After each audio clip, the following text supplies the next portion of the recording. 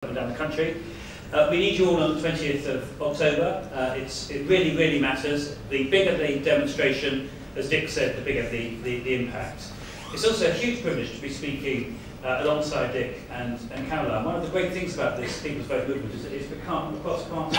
It's forging, I think many of us have always thought that party boundaries are too rigid, that we need more working across parties, and what's happening in the People's Vote. Because let's be clear, there are some things we disagree on, but there's a huge amount we agree on. And when it comes to the whole future of the country, people expect us to work together, and that's what we're doing. Last night I was in Nottingham, another Our Future, Our Choice meeting, and I was speaking alongside Anna Soubry, who is doing a fantastic job as a Conservative. As I said to her, she is in the tradition of Winston Churchill, who founded the European Union in many ways. The Zurich speech of 1946, where Churchill called for a kind of United States of Europe to deal with the challenges of the post-war world and to prevent war. That was, insofar as there was a single founding document of the European Union, that's it. But it's a sign of the times, what we're struggling against, that when in my cross-party approach that I'm taking at the moment, I addressed a fringe meeting at the Conservative Party in Birmingham this year, which was a novel one for me. When I started quoting Winston Churchill's speech and came to the words, a kind of United States of Europe, people started booing.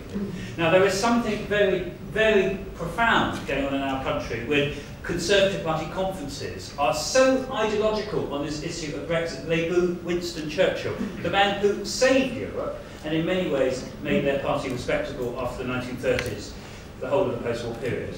Now on this business of the People's Vote and whether people should have a say and decide what we're going to do, if I said to you this evening, so I want to conduct a poll, because we're in polls, you know, where, as Dick said, it's the voice of the people which is going to determine this.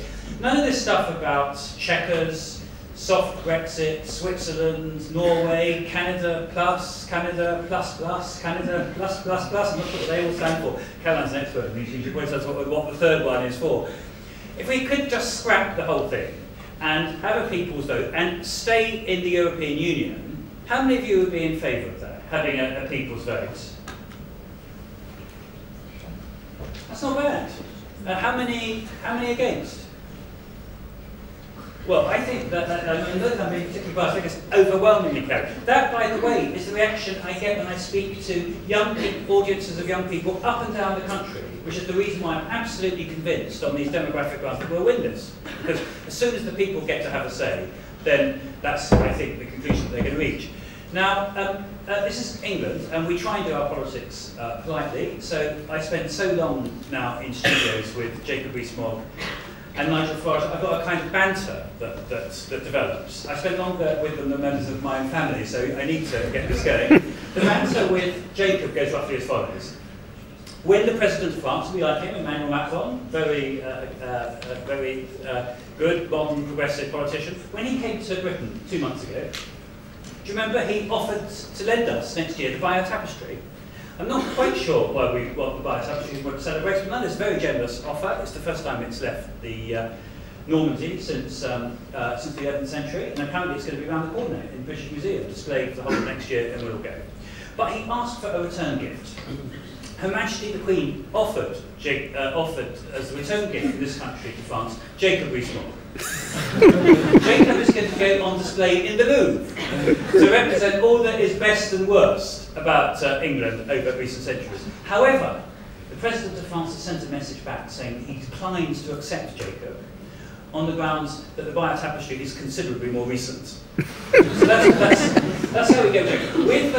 With Nigel, it's much more relevant to you, because Nigel was spotted a year ago in the German consulate, in the German embassy. Actually, the German embassy, Caroline will probably approve this. The German embassy was draped yesterday when I was having tea with the Spanish ambassador, who's next door, in a Greenpeace flag.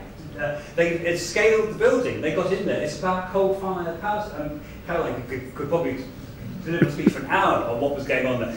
And the Spanish ambassador thought this was very, sorry, I'm very quite careful what I say here. Let me say, the word Schadenfreude did pass his lips, because of course the Spanish embassy is subject to constant demonstrations, as he told me, because of bullfighting, and Catalonia said that the turn of the Germans this time to be there.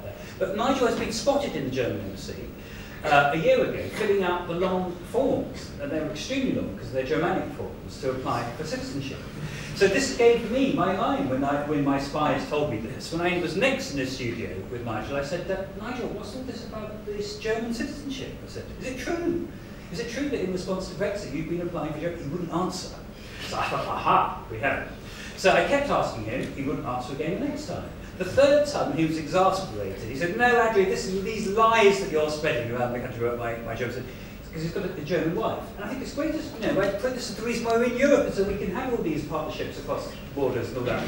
He said, no, it's my children who have got German citizenship. Now, I don't bring my kids into politics, but he mentioned the fact that he was children. So I said, well, Nigel, it's great that your children have got German citizenship. I said, it's very interesting that they want German citizenship and that they've applied for it now just as we're leaving the European Union. I said, however, I know millions of other young people their age who would also like to have German citizenship. Do you think you might arrange it for them too?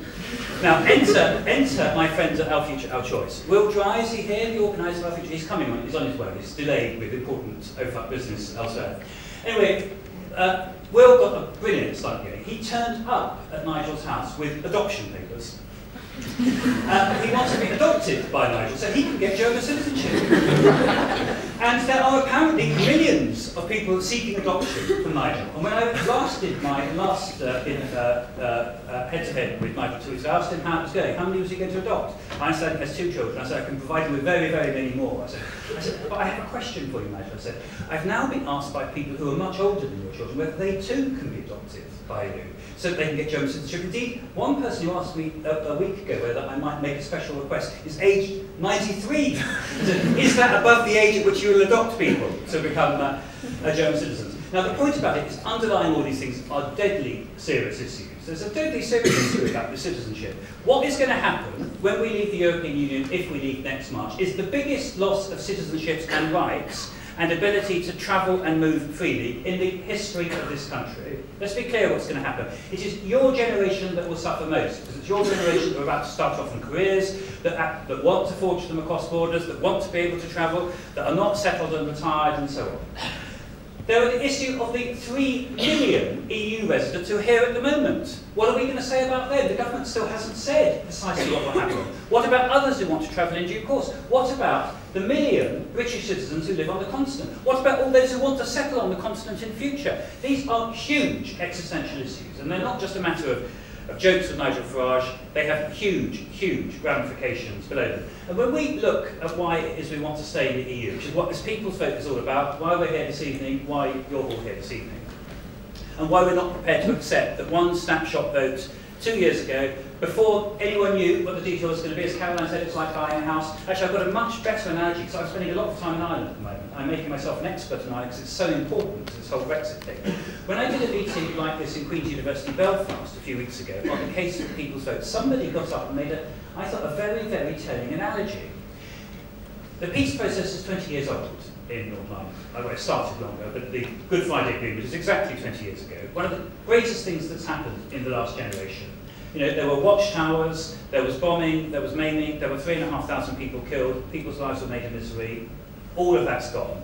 There's no border now, to all intents and purposes. You travel on the A1, which is the motorway from Belfast to Dublin, you don't stop. You don't even know that you've crossed a thing called the border. Very deliberately, indeed it's almost the only border, this is true of, I've ever seen, there are no signs. There's nothing saying Northern Ireland or the Republic of Ireland. There's nothing. If you go on the old road, you can tell you've gone across the border because the colour of the paint on the road is different. That's the only way that you can tell. But as the person who showed it to me said, in this 100-yard stretch of road, she pointed out to me, 37 people were killed in the Troubles, in bombings, booby traps, and in some cases the ambushing of cars. I mean, this is people killed, leave aside all the cars destroyed, the people maimed, and all of that. That's what was going on. When the Good Friday Agreement was concluded 20 years ago, there was a referendum in Northern Ireland and the Republic of Ireland, and a copy of the Good Friday Agreement was sent to every voter in Northern Ireland. It's quite a substantial document. It's more than 30 pages long.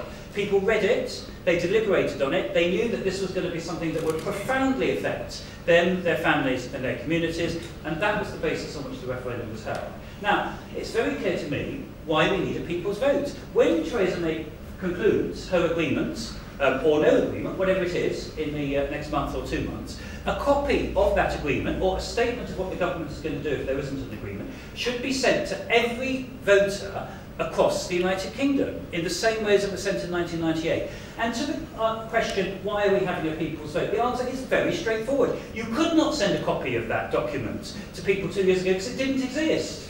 You know, Caroline's point about buying the house, all there wasn't even a estate agent's blurb. I mean, all there was a few assertions. A bus with 350 million on the side, the front page of the Daily Mail saying if you vote to remain in the EU, 7 million Turks will be coming in the following year, and so on. This time we will know. The government will have concluded an agreement, it will be there on paper, we can read it. People like the Institute for Fiscal Studies, which make a job of these things with many UCL graduates there, know that they will cost it. They will do impartial costings. We will know that the 350 million has now become a 50 billion exit bill. We will know there are not going to be 7 million Turks. We will know what's going to happen to our trade. We will know whether Liam Fox has indeed concluded the easiest trade treaty in the history of the world. He hasn't shown any sign of doing it so far. What I see so far is more air miles being accumulated for less purpose than in the history of the world. But we will know all that, and people can then make a judgment on it.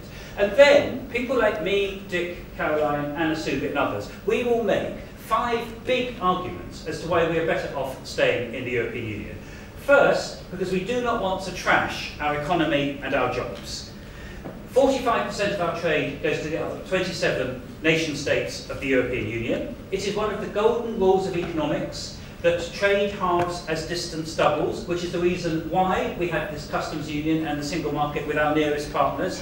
This idea that we can replace our trade with Ireland, France, Germany, the Netherlands, Italy, Belgium and so on, with New Zealand, Antarctica and Australia is so farcical that it shouldn't get the time of day when people start analysing it. They will see that. They will also be aware that 15% more of our trade, so taking it to 60%, goes to the 75 other countries which have bilateral trade agreements with the European Union, all of which will fall at the end of next March or at the end of the implementation period, unless they're rolled over. And that is before you get to a single additional trade treaty. And who is it they want the additional trade treaties with? Trump? Well, what chance is there of that, since he's busy scrapping the World Trade Organization and existing trade deals? President Xi, the guy who's just abolished the Chinese constitution, and it turns out that now that, you see the head of Interpol has suddenly disappeared. I wouldn't want to be the trade negotiator having to deal with him in this basis. This is all a complete dangerous farce on the economy. Argument 1. Argument 2, people want to be able to travel, to live, as Caroline said, to love across Europe. It is now part of our rights. It is part of what it now means at this moment to be a citizen of the European Union. People do not want to leave it, and it is now clear that it will be in jeopardy. It will be in jeopardy. It was asserted 2 years ago that it wouldn't be. But the immigration policy which the Prime Minister published last week at the Conservative Party conference said that she will be significantly restricting rights for freedom of movement for EU citizens who want to come here. Now, as night follows day, if we significantly restrict the rights of EU citizens to come here, they will significantly restrict the rights of British citizens to go there. It follows inevitably. It means that there'll be a point system or quota systems or whatever for Brits wanting to go and work in Europe. Very likely we'll end up with visa regimes. All of that will take rights away which you currently enjoy. Third reason, Ireland. It is not possible to have no border in Ireland but to have a different customs regime between the Republic of Ireland and Northern Ireland. And the reason it's not possible is not this issue which is much discussed at the moment about physical or mobile infrastructure, though you probably would need to have infrastructure if you're going to have a different customs regime. But even if you do not have physical infrastructure, as soon as you have a different customs regime, have different rules and regulations, and you have tariffs, you will get massive smuggling. The Chief Constable of the Police Service of Northern Ireland has said that any difference in tariff and customs regimes will open the way to smuggling. The paramilitary groups which are still there will be the people doing the smuggling, because it's a source of income and control for them. And he will have to start in a wholesale manner stopping cars and trucks, if not at the border, then near it. So it is a complete nonsense to say that it's possible to have different customs and trade regimes and not to have a hard border. We don't want to go back there. The people of Ireland, north and south, overwhelmingly don't want to go back there, but the only way of ensuring that we don't have it is not to Brexit. Fourthly, all of the big social and economic issues that Caroline talked about.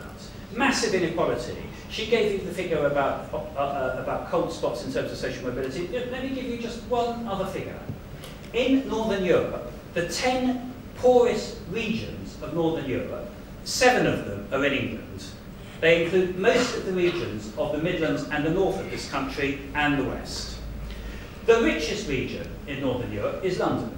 The only reason why this nation of England manages to pay its way and survive economically with a decent average standard of living is because we have the world city here in London with such phenomenal institutions as UCL and so on. The further you go away from London, the poorer it becomes, the more disadvantage you encounter, the more dislocated society is, and the greater the degree of alienation, which is why we had Brexit, because it was those regions that were voting for it. However, if you're going to tackle those issues, and this referendum, as Caroline said, is a wake-up call to tackle them, then Brexiting makes it all worse. It makes it harder to tackle these issues. There's less money, there are fewer resources. Parliament is going to be overwhelmed for the next 10 years in dealing with the consequences of Brexit. Dick and I have spent, I mean, literally, he and I were almost in the chamber the whole time, more than 150 hours debating the European Union withdrawal. Well, that's the first of 10 pieces of legislation that will deal with Brexit. That is 150 hours totally fruitlessly that cannot be spent dealing with housing, the NHS, education, and so on. So if you want to deal with these big social issues which underlie Brexit, then it is the first indispensable requirement is not to Brexit, but to reform Britain instead.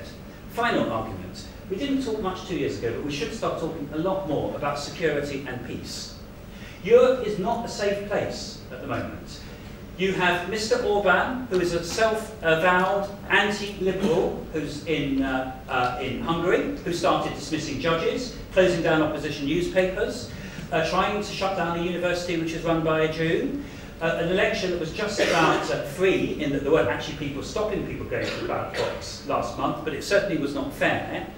That is Hungary. We have Mr. Salvini, who is the Interior Minister and the strong man at the helm of the Italian government. Mr. Salvini idolises Mussolini. On Mussolini's birthday this year, he started tweeting out Mussolini slogans, including one I'd never heard of, but I now is chilling to think of it. Better to be a lion for a day than a lamb for 1,000 years. Well, if I were you, I wouldn't be lambs at the hands of Mr. Salvini, because we know what that means. And that was the great Mussolini slogan, which he was tweeting out on Mussolini's birthday. We know exactly where that is going. The opposition in Germany is the AfD, which is a neo-fascist party. The opposition in France is the National Front, which is the direct descendant of a fascist party as well. Europe is not a safe place. This is not the time for Britain to be disengaging from Europe when all of our vital interests and our civilization depend upon Europe. And just to our east is President Putin. Now, President Putin is a straightforward fascist out of the 1930s, including chemical weapons attacks here in England, in Salisbury, by people who are apparently tourists but were equipped with nerve agents and with detailed maps of Salisbury and so on. So there's a huge, huge danger there. He is also the guy who's invaded one sovereign state next to him, occupied the Crimea, has massive troops on the borders of the small Baltic states, Latvia, Lithuania and Estonia, where NATO forces are currently training and exercising in order to ensure that there isn't a Russian invasion.